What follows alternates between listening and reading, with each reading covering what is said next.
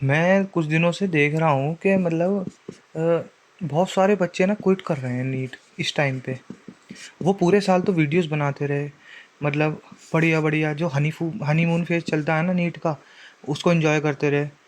और अब जाके मतलब क्विट कर दे रहे हैं नीट को, मतलब जैसे कि बहुत आसान था।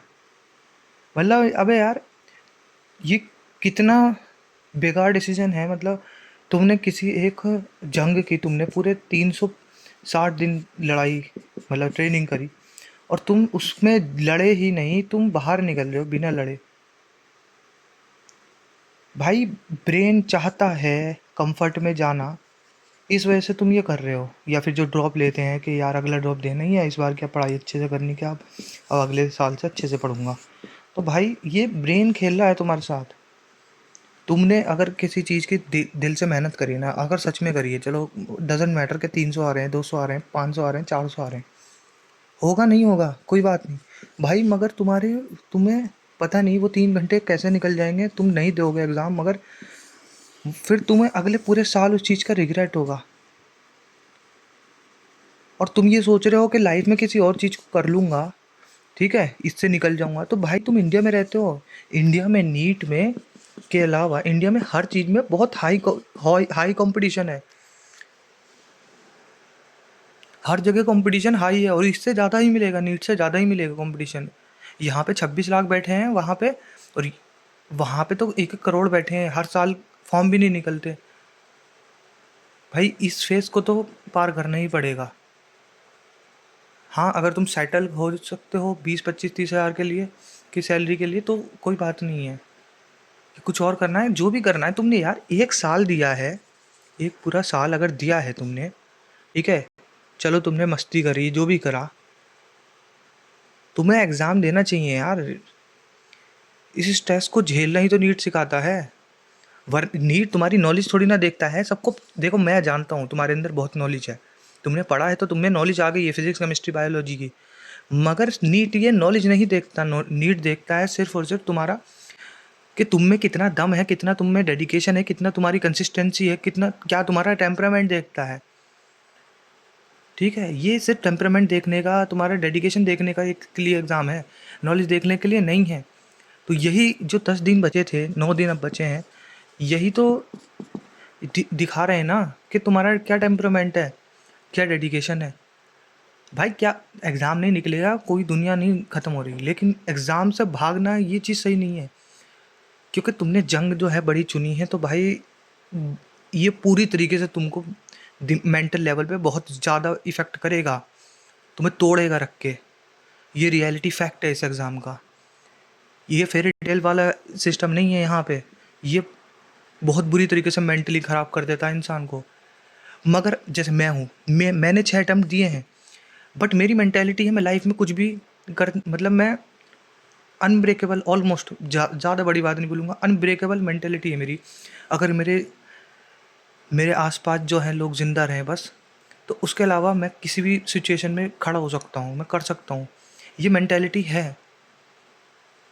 हो सकता है ओएमआर ख़राब हो जाए, हो सकता है कि तुम्हारी तबीयत ख़राब हो जाए एग्ज़ाम वाले दिन।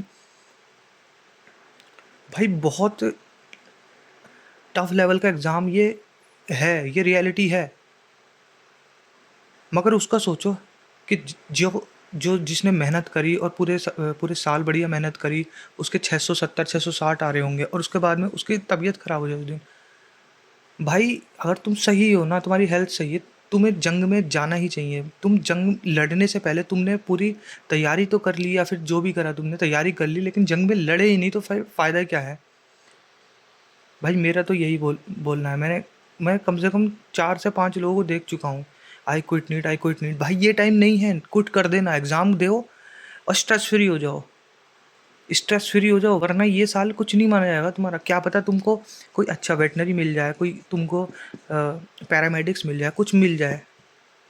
वो अच्छे अर्निंग वो हैं, और प्रोफेशनल कोर्सेज हैं एज़ कम्पेयर टू अदर। भाई, ज़्यादा ज्ञान नहीं बांटूंगा। मेरी लाइफ खुद बेकार है, मगर भाई, कर रहे हैं जो भी है, गिव अप तो नहीं करेंगे।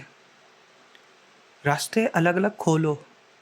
सेम, अगर मैं एक एडवाइस दूँ ना अपने गलतियों से, तो सेम सिलेबस से अलग अलग जो है रास्ते खोलो, सेम सिलेबस से, लेकिन मेहनत करो और छोड़ो मत। मतलब 10 जगह भागोगे ना कि मैं यूपीएससी कर लूँ, एसएससी कर लूँ, मैं नीट भी कर लूँ, मैं ये भी कर लूँ, तो तुम्हारा कुछ भी नहीं हो पाएगा। अगर तुम एक चीज़ करो और एक ही एग्ज़ाम की तैयारी करो तो भी तुम्हें बर्बाद कर देगा। सिलेबस एक रखो लेकिन एग्ज़ाम अलग अलग, उससे रिलेटेड, उसी सिलेबस से रिलेटेड अलग अलग एग्ज़ाम्स दो। तुम्हारी कैपेसिटी के हिसाब से हो सकता है तुम्हारी गवर्नमेंट एमबीबीएस की कैपेसिटी ना हो, वेटनरी की हो, स्टेट वेटनरी दो, पैरामेडिक्स दो, पीएमटी दो, बीपीटी दो, फॉरेंसिक दो। तुम अपनी कैपेसिटी के हिसाब से कोई जॉब लो, उसके बाद में भाई जो चाहे वो करो। जंग की तैयारी तुमने करी है तो भाई ऐसे कैसे चलेगा कि बिना जंग लड़े। बाकी मैं कुछ कोई नहीं होता भाई, तुम्हारा डिसीजन है, तुमने बहुत सोच के लिया होगा। बाकी ऑल द बेस्ट भाई। अगर छोड़ दिया कोई बात नहीं है, लेकिन ये है कि भाई मैं अपने एक्सपीरियंस से बता रहा हूँ, ये सही डिसीजन नहीं है। अगर तुमने पढ़ा है सच में ना, तो तुम ये स्ट्रेस को झेलना चाहिए तुमको, क्योंकि यही तो है नीट असलियत में, स्ट्रेस ही नीट है। हाँ, अगर कोई डिप्रेशन से जूझ रहा है, क्रोनिक डिप्रेशन में है इस टाइम पे, या फिर कोई बड़ी फिजिकल मेंटल हेल्थ से गुजर रहा है, तो वो भाई छोड़ सकता है, या उसके फैमिली में कुछ ऐसा हो गया है तो छोड़ सकता है। लेकिन भाई सिर्फ डर के मारे ना, ये डर ही तो है नीट जो बनाता है। चलो बाकी यार, बस मैंने डाल दूंगा इस वीडियो को। बाकी ऑल द बेस्ट है भाई। हिम्मत मत हारो यार, हिम्मत मत हारो, हर जगह कंपटीशन है, सबका यही हाल है।